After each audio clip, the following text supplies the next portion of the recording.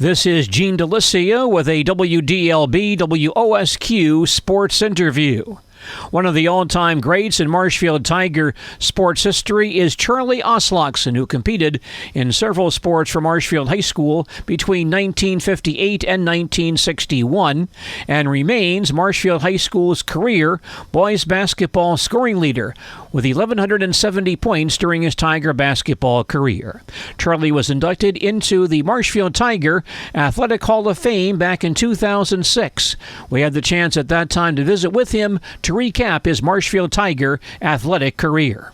Well, thank you very much. I really am honored to be a member, and as I said before, it's really fun to be back here. I used to play football too in high school, and I played on this field here at Beal Stadium, and we had some good teams in those days too. How often do you get back here and keep track of the Tiger teams?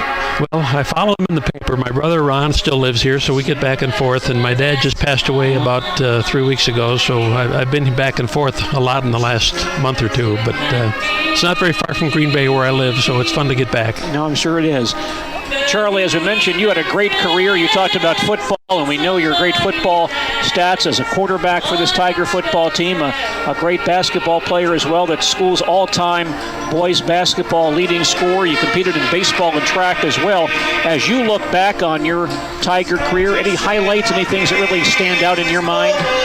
Well, I think at the time I was playing, I was sandwiched in with some other good players, Bernie T. Strake and Bob Mason and Gene Dix, who's in this class as well. And I think that Marshfield basketball, prior to this group of kids coming along, had been down for a while.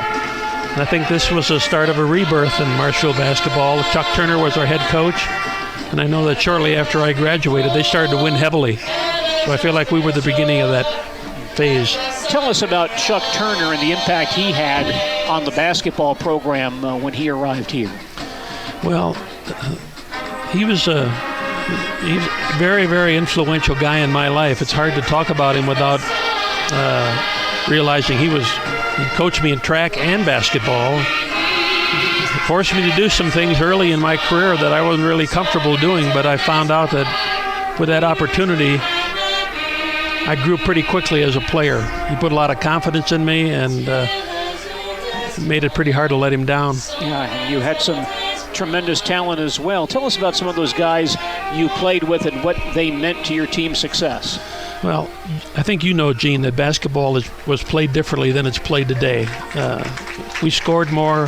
The ball was up and down the court more. Most basketball in that era was two-man basketball. You pick and roll, you set a give and go. There were a lot of things going on. We didn't pass the ball like they're passing today and do as much screening. But I think you were expected to play defense, and I played with a really good guard by the name of Bernie T. Strake. I scored a lot of points in high school, but there were a lot of games where I scored a lot of points, but I wasn't the leading scorer in that ball game. It was Bernie T. Strake or Bob Mason or somebody else. We had a lot of good players. Norm Sebastian was another name that comes to mind.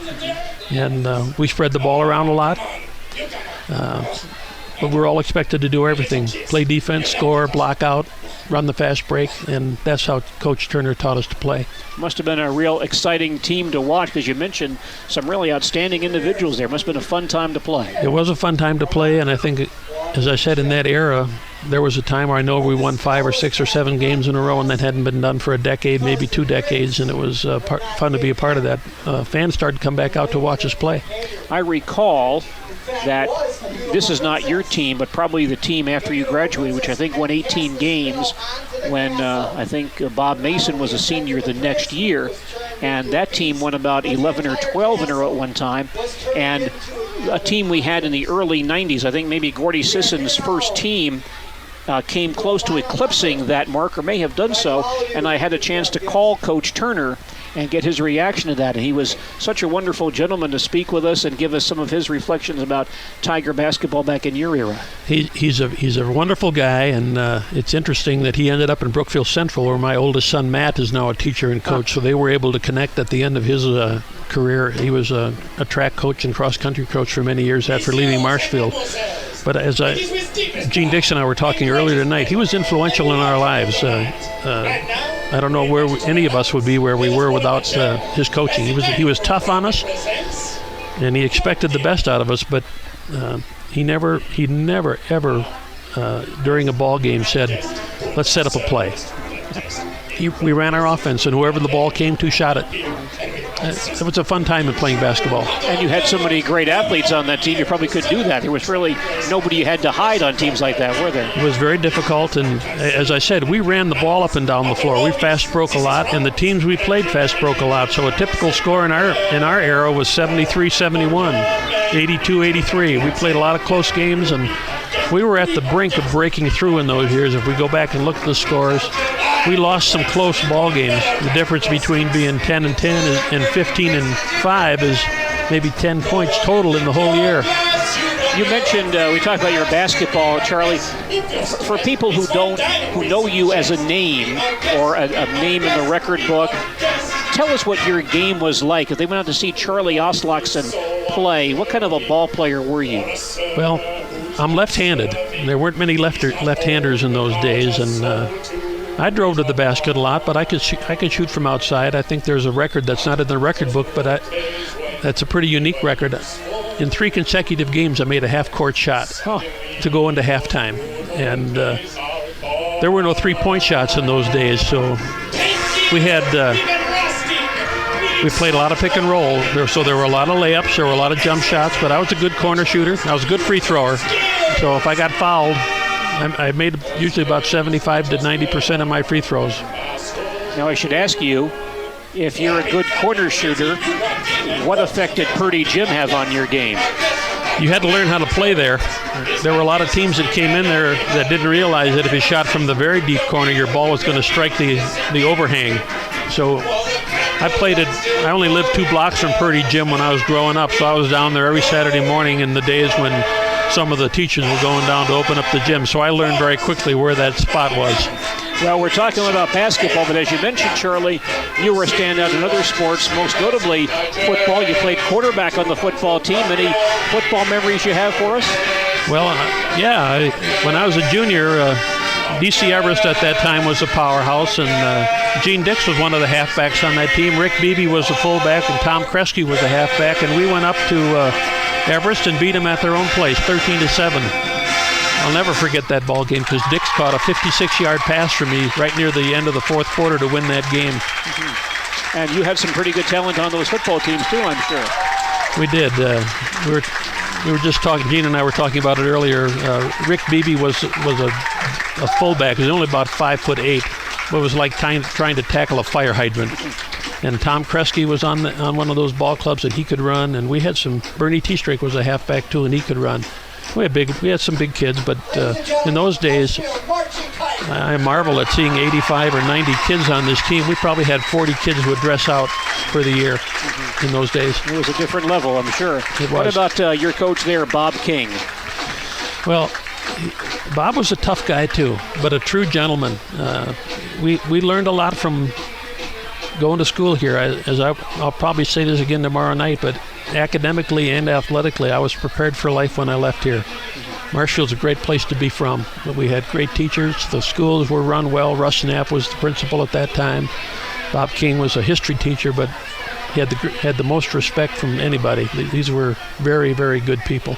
Now, Charlie, understand also, by the way, folks, we're talking to Charlie Aslakson here at halftime. Charlie, one of the original members of the Marshfield Tiger Athletic Hall of Fame. He'll be inducted in ceremonies tomorrow evening. And Charlie also a standout in track and baseball, and went to state a couple of times, I believe, in state track. Tell us about those aspects of your career, if you would.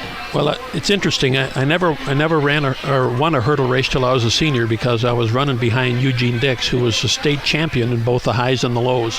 So I saw the back of his jersey for 2 years trying to learn how to run the hurdle, but he was a great help to me.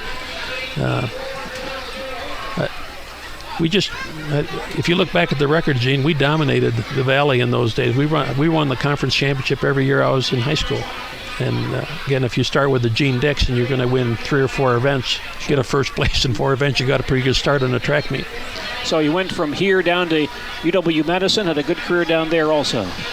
Well, playing in the Big Ten in those days is different than it is today. A big player in those days was 6'8", maybe 6'9". There weren't that many 7-footers, and I was able to play forward in high school, but I ended up playing guard at Madison at 6'2".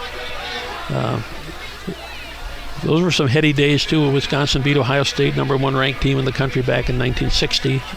I was ineligible that year because freshmen weren't able to play, but we were second in the Big Ten my sophomore year. We did some good things. It was a fun place to be. Any special highlights you had during your playing career down there?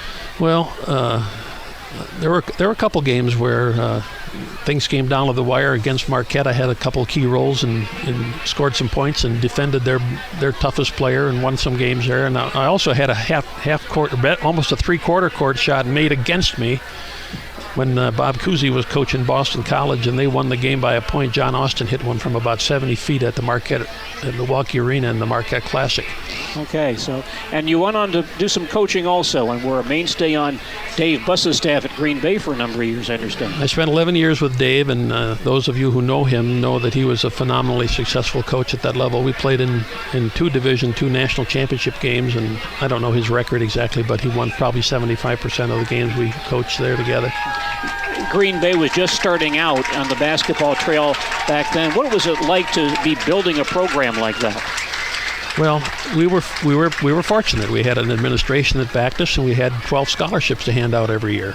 And when you're recruiting with scholarships, it's a major advantage because parents know that their kids are going to get educated, and they don't have to pay for it.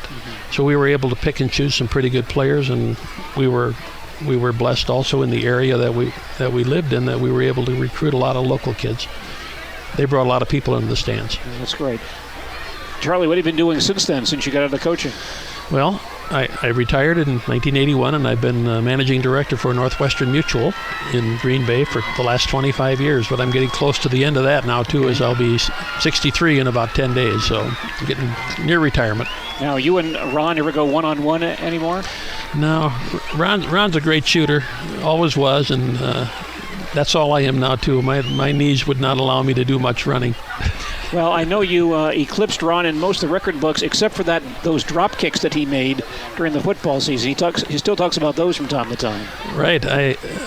That's a lost art, as you know. It used to be done a lot, and I think Ron was probably the last drop kicker in the history of the world. But he did make some out here. I remember watching him play, and he was able to kick the ball through and make some extra points for him. Former Marshfield Tiger sports standout Charlie Aslakson inducted into the Marshfield Tiger Athletic Hall of Fame in 2006. This is Gene Delisio reporting for WDLB and WOSQ.